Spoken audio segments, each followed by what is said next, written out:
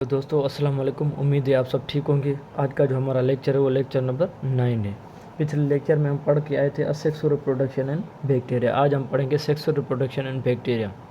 अब इसके अंदर जो सेक्सुअल रिप्रोडक्शन होती है, सबसे पहले इसको क्या कहा जाता है, जेनेटिक रिकॉम्बिनेशन। जेनेटिक रिकॉम्बिनेशन क्योंकि ये इतनी एडवांस टाइप ऑफ नहीं होती है, सिंपल टाइप होती है। जेनेटिक रिकॉम्बिनेशन क्या होता है, जब डीएनए टू सोर्सेज से मिले, टू सोर्सेज से जब डीएनए आपस में मिले तो उसको जेनेटिक रिकॉम्बिनेशन कहा जाता है। सबसे पहले आ जाते हैं कि भाई जो है वो ट्रांसफार्मेशन। ट्रांसफार्मेशन जो होता है सेक्सुअल प्रोडक्शन का टाइप है। ये ऐसा होता है कि genetic material of one bacterium transforms the genetic material of another bacterium.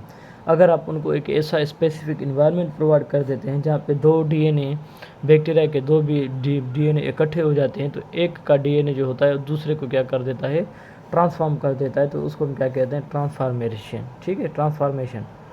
तो इसका वो जो है फ्रेडरिक ग्रिफ्थ ने 1928 में सबसे पहले जो है वो बताया था कि भाई ट्रांसफार्मेशन भी होती है जब एक बैक्टीरिया का जो डीएनए होता है वो दूसरे को जो है वो चेंज कर देता है। उसने स्मूथ और रफ वाला पढ़ा था, इसको हम आगे डिस्कस करेंगे। ठीक है, उसके बाद क्या है, ट्रांसडक्शन।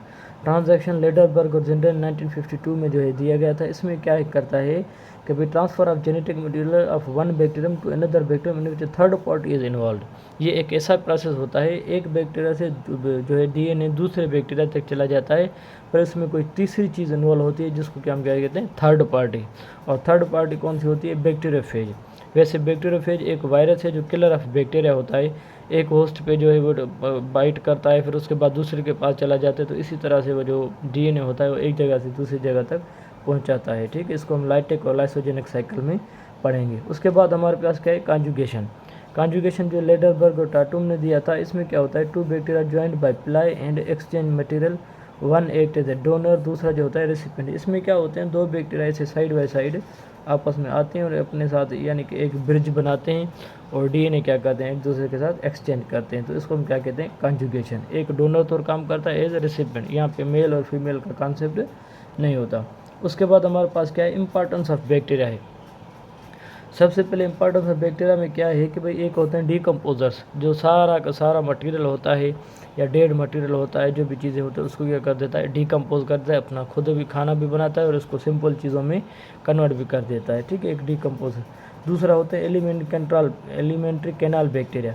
ये जो हर्बीवोर्स होते हैं उनके अंदर ये बैक्टीरिया होते हैं, और वही बैक्टीरिया जो होते हैं सेलुलोज एंजाइम की मौजूदगी में सेलुलोज को डाइजेस्ट करने में क्या करते हैं, हेल्प करते हैं। तो ये क्या है, ये भी इसकी इंपॉर्टेंस है। उसके बाद इंडस्ट्रियल बैक्टीरिया देखें तो ये क्या होता है, राइपनिंग ऑफ टोबैको जो लीव्स होता है, टी, कॉफ़ी या बीन्स वगैरह, या फर्मेंटेशन का जो प्रोसेस है, बेवरेजेस बनती हैं, उस सारे में काम कौन मदद देता है, इंडस्ट्रियल बैक्टीरिया देते हैं। तो ये भी क्या है, इसकी इंपॉर्टेंस है। उसके बाद अगर आप देखें मेडिसिनल बैक्टीरिया, ये एंटीबायोटिक्स वगैरह जो हैं अभी इनसे जो है वो ली गई हैं। थायरोटाइसिन है या सब टाइलन है या राइबोफ्लाविन जो है विटामिन्स हैं, वो भी इनसे ऑब्टेन की गई हैं। तो मेडिसिनल पॉइंट ऑफ व्यू भी इनकी क्या है, ये इंपॉर्टेंस है। उसके बाद अब देखें जीएमओ, जेनेटिकली मॉडिफाइड ऑर्गेनिज्म या बैक्टीरिया जो हैं, एस्टेरिया कोलाई, जिसमें ह्यूमन ग्रोथ हार्मोन जो है वो लिया जाता है टू ट्रीट जो है डॉर्फनेस, यानी कि बौनेपन को ख़त्म करने के लिए हम क्या करते हैं, इधर से हार्मोन लेते हैं। इंसुलिन की जो प्रोडक्शन होती है, इंसुलिन जो चाहिए होता है डायबिटीज़ वाले को, वो भी हम क्या करते हैं,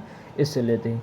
और ये बायो फर्टिलाइजर्स तौर भी काम करते हैं। ठीक है, जो भी क्रॉप होती है, फसल होती है, उसको अच्छा बनाने में भी क्या करते हैं, ये मदद करते हैं। उसके बाद हमारे पास क्या है, वो है साइनोबैक्टीरिया। अब साइनोबैक्टीरिया को थोड़ा सा देख लें। इसको साइनोबैक्टीरिया को है और जो इसलिए नाम दिया गया है क्योंकि इसके अंदर सियानिन पिगमेंट होता है। क्या होता है, सियानिन। साइनोबैक्टीरिया नाम इसलिए जाएगा कि सियानिन, ठीक है, पिगमेंट्स होता है और ये बैक्टीरिया होते हैं। उसके बाद ये क्या होते हैं, ये ब्लू ग्रीन एल्जी इसको कहा जाता है साइनोबैक्टीरिया को। ये प्रोकैरियोट्स इन नेचर होते हैं, इनके पास ट्रू न्यूक्लियस, कोई भी साइटोप्लाज्म ऑर्गेनेल्स नहीं होते हैं। ये ग्राम नेगेटिव इन नेचर होता है और ये डैम्प प्लेसेस पे पाया जाता है, साल्टी वाटर में पाया जाता है, फ्रेश वाटर में पाया जाता है, मॉइस्ट में, सॉइल में, ट्रंक्स में। ठीक है, और ये सिम्बायोटिक के नेचर होता है। ऑलवेज जो होता है, कोशिश होती है तो इसकी ये एसोसिएशन में रहता है।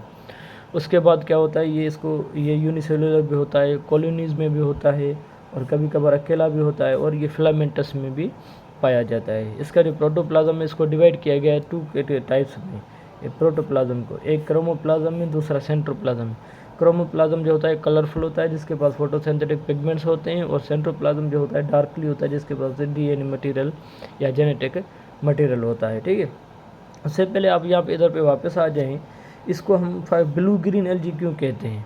साइनोबैक्टीरिया को ब्लू ग्रीन एलगी इसलिए कहते हैं कि इनका जो फोटो सिस्टम होता है, जो PS2 होता है, it resembles to the algae. ये एलगी से क्या करता है? रिजेंबल करता है। दैट्स वाई इसको हम क्या कहते हैं?